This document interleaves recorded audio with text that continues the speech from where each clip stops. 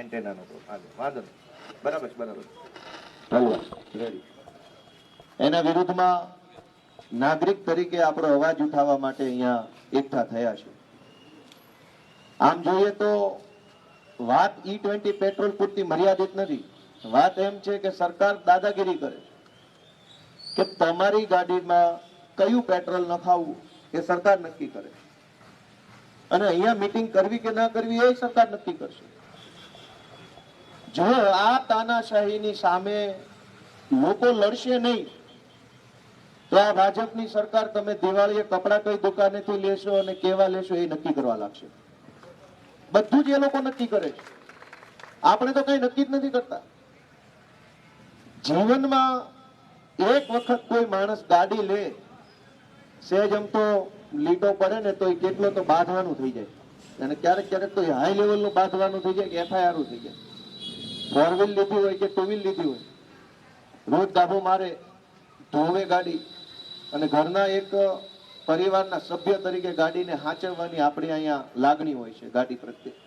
લીટો ન થવા દે એવી ગાડીની અંદર ભેળસેળ વાળું પેટ્રોલ નાખવામાં આવે છે, અને સરકાર દાદાગીરી કરે છે કે આ જ નાખવું પડશે, તમારે જે થાય કરી લો. હાલ પૂરતો તો આપણે એનો વિરોધ કરીએ છીએ, ચૂંટણી આવશે ત્યારે જે થાય એ કરી લેવાનું.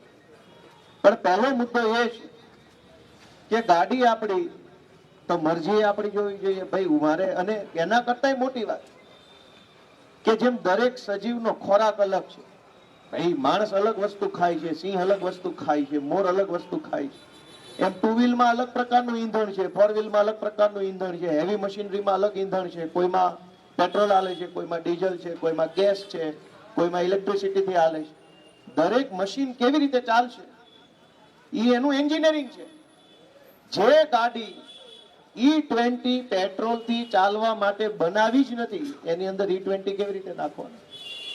જે ગાડી બની છે પ્યોર પેટ્રોલ માટે, કે એમાં પેટ્રોલ નાખો તો સારી એવરેજ આપે, પેટ્રોલ નાખો તો લાંબો સમય સુધી એમાં મેન્ટેનન્સ ન આવે, પેટ્રોલ નાખો તો આ ગાડી સારી રીતે આપણે ચલાવી શકીએ, એના માટે જે એન્જિન બનેલું છે એ એન્જિનમાં ભેળસેળ નાખવાનું ચાલુ કર્યું કે 100 ml માં 20% લીટરે 20% ઇથેનોલ આવશે. ઇથેનોલ એટલે એક પ્રકારનું પાણી કે જેની કેલરીફિક વેલ્યુ ઓછી છે. પેટ્રોલ છે એની કેલરીફિક વેલ્યુ વધારે છે, વધારે સળગે, વધારે એમાંથી એનર્જી પેદા થાય, E20 માંથી ઓછી થાય. સવાલ એમ છે કે સરકાર શા માટે આપણી ઉપર આવી દાદાગીરી ઠોકવા માંગે છે? જે લોકો E20 પેટ્રોલ ભરાવવું હોય E20 ભરાવે, પ્યોર પેટ્રોલ ભરાવે પ્યોર પેટ્રોલ ભરાવે, પેટ્રોલ પંપ પર 2 પાઇપો આપી દે તો જેને જે ભરાવવું એ ભરાવે, વાત પૂરી થઈ જાય. પણ સરકાર એવું કેવી રીતે દાદાગીરી કરે કે ભાઈ આ ભેળસેળ વાળું પેટ્રોલ જ લેવું પડશે? અને ભેળસેળના જમાનામાં સમસ્યા જુઓ, બધી જ વસ્તુમાં ભેળસેળ. સુરતમાંથી તો વારે ઘડી આવે છે નકલી પનીર ભેળસેળ વાળું, નકલી શેમ્પુ, નકલી તેલ, નકલી સાબુ, નકલી કઈ વસ્તુ બાકી રહી. અને હમણાં મને આ તો અહીંયા હવે બોલવાની તક મળી તે વળી કહી દઉં. થોડાક સમય પહેલા આરોગ્ય મંત્રી એવું કીધું કે રાજ્ય સરકારે એક ઐતિહાસિક નિર્ણય લીધો છે, ખૂબ લોકોના સ્વાસ્થ્યની કાળજી લીધી, ચિંતા કરી, અને ઓલું નકલી પનીર છે ભેળસેળ વાળું એનું અલગ પાટિયું મારવું પડશે કે આ દુકાનમાં એનાલોગ પનીર વેચાય છે. હવે એ 2 પાટિયા મારવાના, અસલી પનીરની દુકાન ને નકલી પનીરની દુકાન. હજુ એવો ઐતિહાસિક નિર્ણય લીધો, જાહેર કર્યો, તો અહીંના મંત્રી પાછા આવ્યા, વધુ એક ઐતિહાસિક નિર્ણય લીધો છે, નકલી પનીર બંધ. ભાઈ એક વખત નક્કી કરો ને, આમાં પહેલું ઐતિહાસિક, બીજું ઐતિહાસિક, કે તમે બધા સ્વાદ ઐતિહાસિક, પેદાશ ઐતિહાસિક? નકલી પનીરનું પાટિયું મારવું પડશે એવો નિર્ણય ઐતિહાસિક. નકલી વેચવાનું બંધ કર્યું એ ઐતિહાસિક. આમાં શું સમજવાનું? અત્યારે E20 નો નિર્ણય લીધો છે ઐતિહાસિક. લોકો જાગૃત થશે ને જે દિવસે E20 બંધ કરશે તો પાછું એ ઐતિહાસિક. જન્મ જ ઐતિહાસિક રીતે છે. આપણી જેમ સાધારણ રીતે જન્મા નથી, ઐતિહાસિક જન્મ થયો છે આ બધાનો. રોજ જાગીને ઐતિહાસિક ઐતિહાસિક કરીને પબ્લિકના ખિસ્સા કાપે છે. જે નવો નિર્ણય ઐતિહાસિક બોલે એટલે સમજી લેવાનું ખિસ્સા કપાવાના.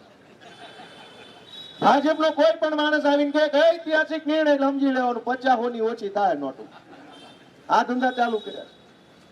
અમે વિરોધ પક્ષમાં છીએ એટલે જનતાનો મુદ્દો મૂકવો એ અમારી ફરજ છે. જનતાએ મત એનો જ આપ્યા કે બોલો તમે. હવે અહીં બોલવા આવ્યા તો તાળું મારી દીધું. તાળા તો કંસાઈ માર્યા હતા જેલ ને બહાર, ક્યાંય બહાર નું આવે કાનુડો, પણ ઈ કાનુડો છે ભાઈ, તો તમે ના તાળા મારો એ આવી જાય. અહીંયા કંસોએ તાળા મારી દીધા, ભાજપના કંસોએ. કાંઈ વાંધો નહીં ભાઈ, તાળામાં તાકાત ન હોય, તાકાત માણસના ઈરાદાઓમાં હોય. અમારો ઈરાદો બુલંદ છે એટલે તમારા 1000 તાળાઓ છે ને તો અમારો ઈરાદો વિજય થઈને રહેવાનો છે. વાત એમ છે કે શા માટે આ દેશની જનતાને લૂંટવા ઉભા થયા છે. અને એના કરતાય મોટી વાત કે આ ઇથેનોલનું ગતકડું આવ્યું ક્યાંથી? અમેરિકાએ 2 બાબતમાં આપણા દેશના વડાપ્રધાનને દબાવી દીધા છે. એક એપ્સ્ટીન ફાઇલમાં એનો નંબર આવી ગયો છે એટલે ટ્રમ્પે દબાવી દીધા છે કે ભાઈ જેમ કહીએ એમ જ કરવા. હની ટ્રેપ થઈ ગઈ છે શુદ્ધ ગુજરાતીમાં વડાપ્રધાનની. અને બીજું કે અદાણીને ડિપાર્ટમેન્ટ ઓફ જસ્ટિસના એક ખોટા કેસની અંદર શેર બજારમાં ખોટું મેનિપ્યુલેશન કર્યો એવો કેસ અમેરિકાની અદાલતમાં હાલે છે. એટલે અમેરિકાએ આ 2 બાબત ઉપર આપણા દેશના વડાપ્રધાનની બોચી પકડી લીધી છે. જેમ કહીએ એમ કરવા માંડશે નહીતર મરી જાય જાતિ જિંદગી. અને એટલે આ ઇથેનોલ શેરડીમાંથી બને છે. મને એમ કહો કે આખા દેશમાં કેટલા રાજ્યોમાં શેરડીનો પાક પાકે છે? ગણીને માત્ર 3 રાજ્યો છે જેમાં હાઈએસ્ટ શેરડીનો પાક થાય છે. આખા દેશમાં શેરડી નથી પાકતી, પણ પેટ્રોલ તો આખા દેશના ખૂણે ખૂણે વપરાય છે. અને ખાલી માણસ નહીં, હજારો ઉદ્યોગોની અંદર પેટ્રોલ વપરાય છે. અનેક પ્રકારની કંપનીઓમાં પેટ્રોલ વપરાય, માણસો પેટ્રોલ વાપરે છે. છેક કાશ્મીરની ટોચ ઉપર પેટ્રોલ વપરાય છે અને તળિયે કેરળમાં પેટ્રોલ વપરાય છે. પણ બધી જ જગ્યાએ શેરડી નથી પાકતી. અને જેટલી શેરડી પાકે એ બધામાંથી કઈ ઇથેનોલ નથી બનતું. 70-80% તો રસ બની જાય, ખાંડ બની જાય એની, અને બાકી કૂચો વધે એમાંથી ઇથેનોલ બને. હવે 3 રાજ્યોની શેરડીમાંથી આખા દેશનું પેટ્રોલ કેવી રીતે બને? એનો અર્થ એ થયો કે આ લોકો અમેરિકાથી ટ્રમ્પના દબાણમાં આવી અને ઇથેનોલની આયાત કરે. હજારો કરોડો લીટર ઇથેનોલ અમેરિકા પાસેથી ખરીદે, ભારતના પેટ્રોલમાં એની મિલાવટ કરે અને ભેળસેળ વાળું પેટ્રોલ આખા દેશની ગાડીઓમાં ભરાવાનું કામ વડાપ્રધાને કર્યું.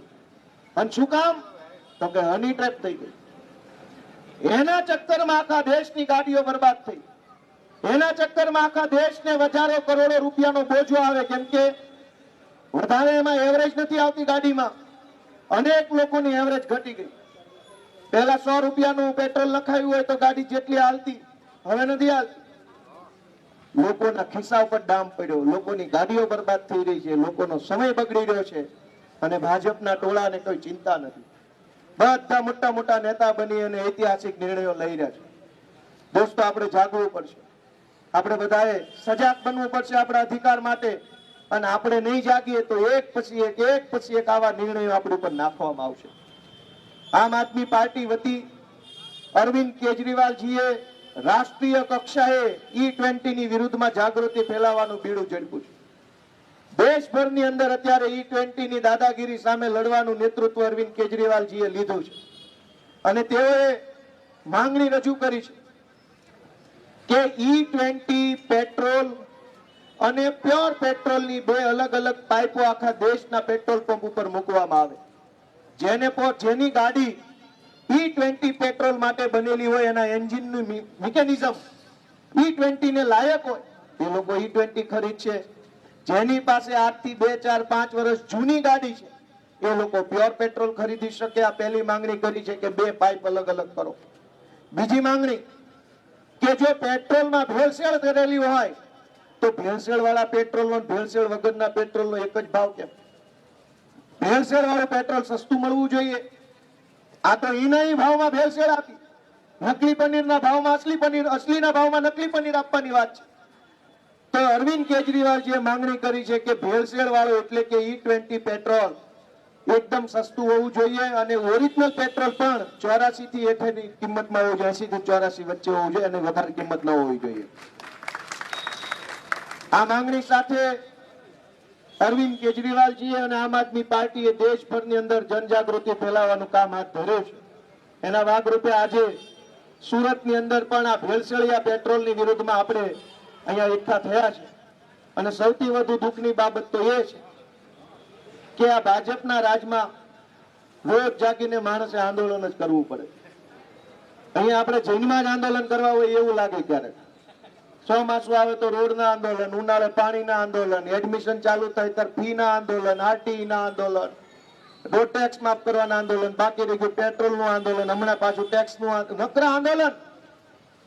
માણસે કરવાનું શું? દુનિયાના એકેય દેશમાં આટલા બધા આંદોલન નથી. હમણાં નીટનું રીનીટનું આંદોલન છોકરાએ કર્યું જંતર મંતર પર, અને આપણા દેશના છોકરાઓને પેલા દેશ વિરોધી, ગદ્દાર વગેરે કહેવામાં આવ્યું. એ કોઈ રાજકીય છોકરાઓ નહોતા, એ બધા જ છોકરાઓ સામાન્ય ઘરના આપણા જેવા પરિવારના યુવાનો હતા, જૈનજી. અને એને ભાજપના નેતાઓએ દેશ વિરોધી, ચાઇનાથી ફંડ આવે છે, અમેરિકાથી પૈસા આવે છે, આવી રીતે કઈ ગદ્દાર ગદ્દાર કીધું. અને ગઈકાલે જ મોહન ભાગવતે આરએસએસ ને એવું કર્યું, કહેવું પડ્યું કે આ લોકો દેશ પ્રેમી છે, ગદ્દારો નથી, આપણા જ છોકરાઓ છે, આની વાત સાંભળવી પડે. કા ભાઈ, રાજીનામું દેવું પડ્યું એટલે હવે છોકરા હારા લાગ્યા. પહેલા જયારે રાજીનામું માંગવા બેઠા તો કે ગદ્દાર છે, ચાઇનાથી પૈસા આવે, ઉડીને આવે. ઉડીને આવતા હોય તો સરકાર ભાજપની છે, બોર્ડર પરથી આવતા હોય તોય સરકાર ભાજપની છે, બેંકમાંથી આવતા હોય તોય સરકાર ભાજપની છે. પૈસા કોઈ પણ રીતે દુનિયાના કોઈ દેશમાંથી ભારતમાં આવે, હવાઈ માર્ગે આવે, દરિયાઈ માર્ગે આવે, જમીન માર્ગે આવે, તો સરકાર તો ભાજપની છે. વળી અમિત શાહ તોય તે તમે એવું કેવી રીતે આપણા દેશના છોકરાઓને ગદ્દાર, દેશ વિરોધી, સોરસ ફંડ, ડીપ સ્ટેટ. આપણે બધા જાગવું પડશે. અને જાગો એવી માંગણી સાથે હું બધાને વિનંતી કરું છું, ગુજરાતના આખા લોકોને, કે પોતાની કિંમતી અને ગમતી ગાડીએ બચાવી હોય તો આપણે બધાએ આ ભેળસેળ વાળા E20 પેટ્રોલની વિરુદ્ધમાં અવાજ ઉઠાવવો પડશે. ભારત માતા કે, ભારત માતા કે. ખૂબ ખૂબ આભાર.